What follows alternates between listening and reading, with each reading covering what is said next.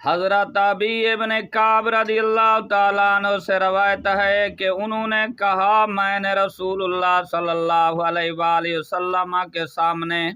سورۃ والعصر پڑھ کر عرض کی یا رسول اللہ صلی اللہ علیہ وسلم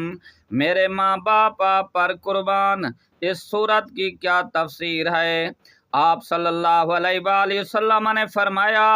والعصر اللہ تعالیٰ کی طرف سے دن کے آخر کے ساتھ قسم ہے۔ ان الانسان لفی خسر سے مراد ابو جہل ابن ہشام ہے، الا الذین آمنوا سے مراد حضرت ابو بکر صدیق رضی اللہ تعالی عنہ ہیں، وعامل الصالحات سے مراد حضرت عمر فاروق رضی اللہ تعالی عنہ ہیں، وتواصوا بالحق سے مراد حضرت عثمان غنی رضی اللہ تعالی عنہ ہیں، وتواصوا بالصبر سے مراد حضرت علی رضی اللہ تعالی عنہ ہیں۔